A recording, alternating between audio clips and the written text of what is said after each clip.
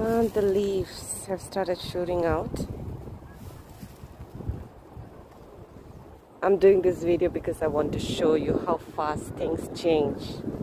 I mean, nature changes in Siberia. So 27th of April, and maybe I will show you in 2 to 3 weeks in May